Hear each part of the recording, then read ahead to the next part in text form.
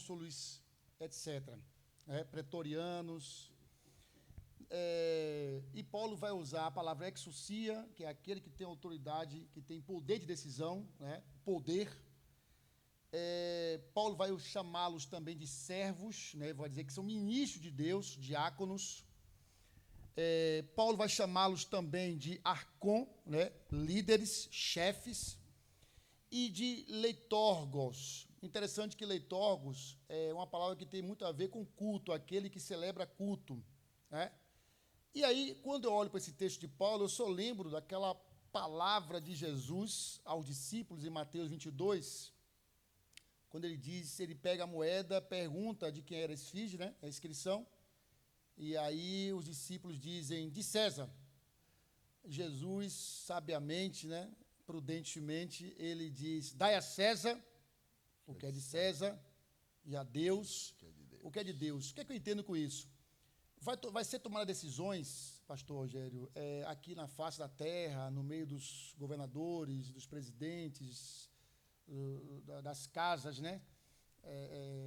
Assembleia Legislativa, o próprio governador, o presidente, vão tomar decisões motivados por pontos de vista divergentes e convergentes.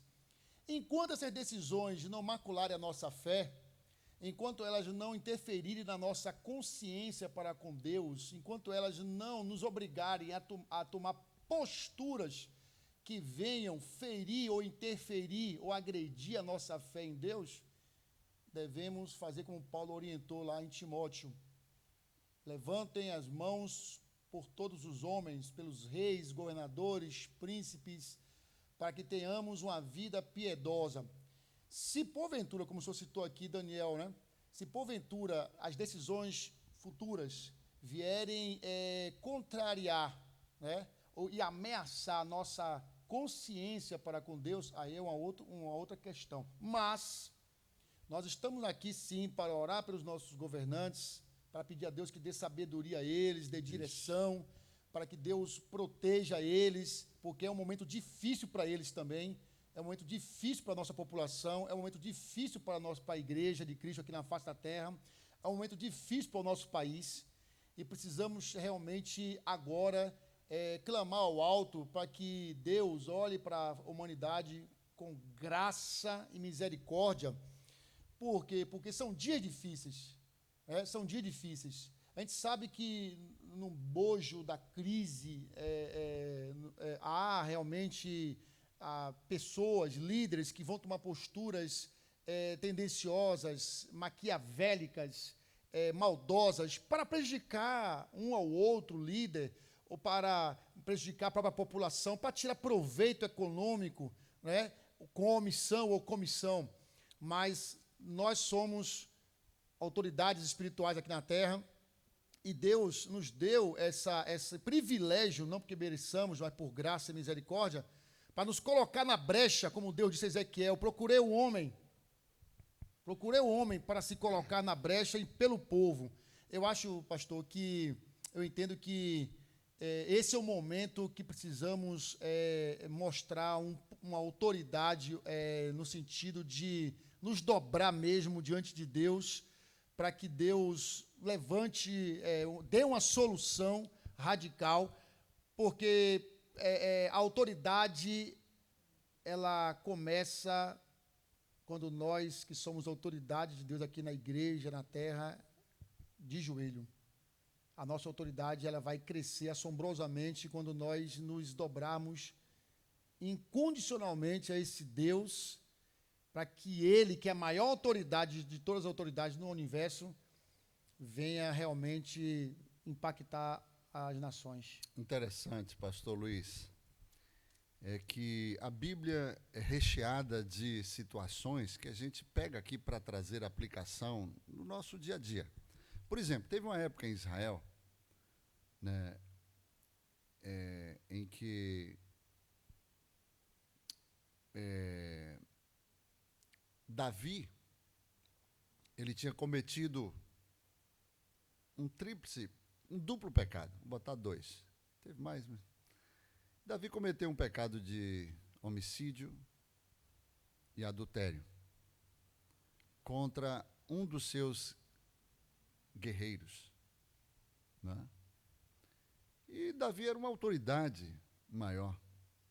Ele simplesmente abafou o caso, passou um ano. Agiu como cínico, né?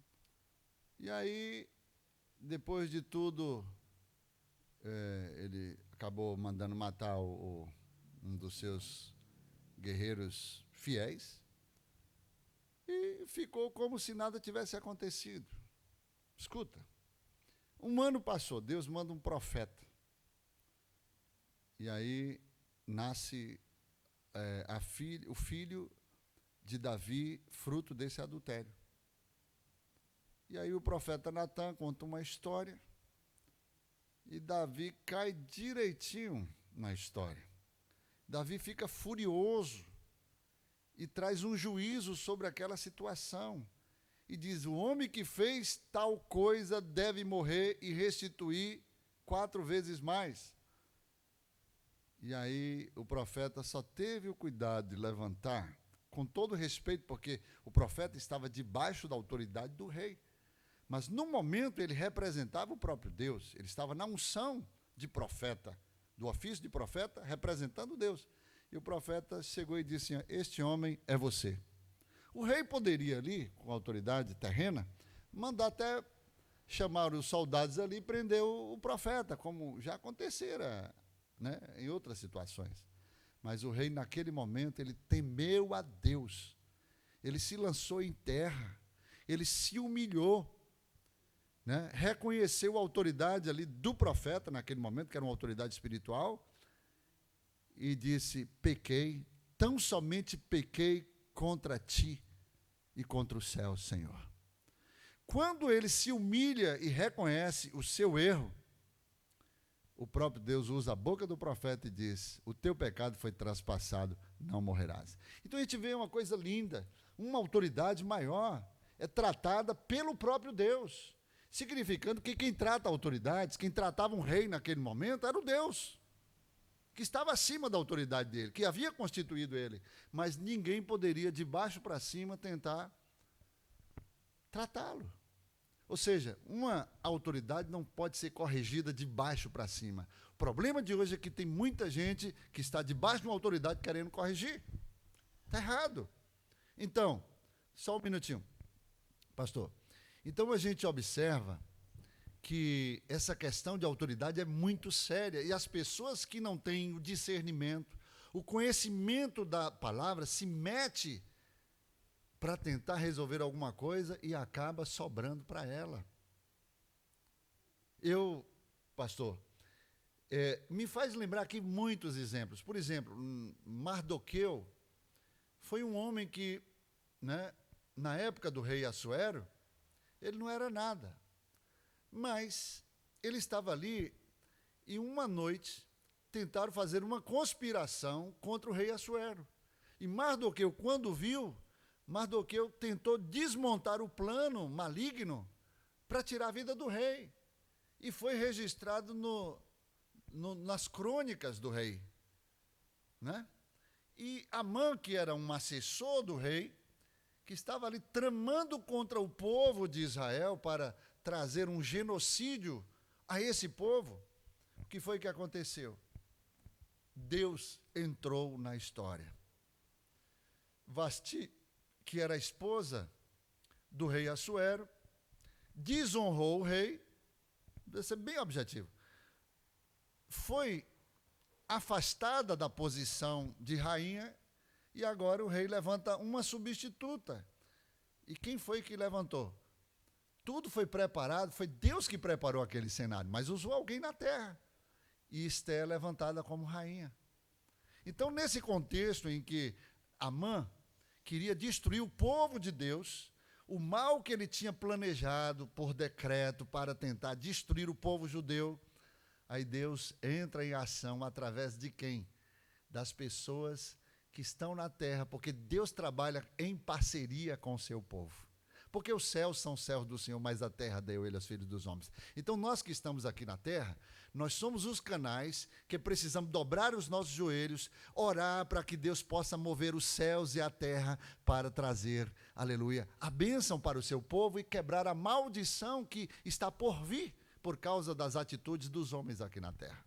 Então, resumindo, pastor, então, Mardoqueu, ele estava na posição, estava na porta.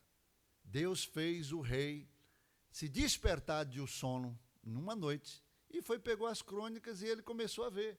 E viu que tinha um registro lá de Mardoqueu que, né, se entrou em cena ali para defender, para quebrar um plano diabólico ali para matar o rei.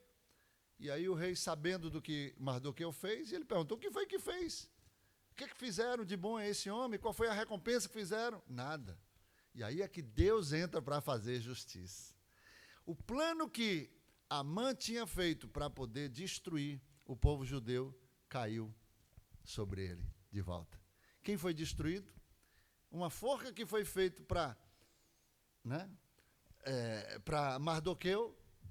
A postura de Mardoqueu de honrar a autoridade foi exaltada. E a forca, em vez de cair para Mardoqueu, caiu para Amã. Então, o que eu aprendo com tudo isso? Quem abre uma cova, cai nela. Né? A Bíblia diz, né, que com o ferro que você ferir, você será ferido. Ou seja, é um princípio.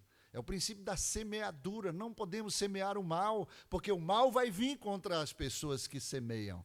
Né? Se alguém querer derrubar, destruir uma autoridade, essa pessoa será destruída. Então, pastor, eu aprendo aqui, não tem para onde correr. A Bíblia é muito clara. Apesar de eu ter feito uma pincelada aqui desse texto, que é muito complexo e muito profundo, de uma forma muito pragmática, mas só para trazer o exemplo de que, né, quando nós honramos uma autoridade, quando nos colocamos numa posição para abençoar a autoridade, você pode ter certeza, Deus vai usar essa autoridade para te abençoar.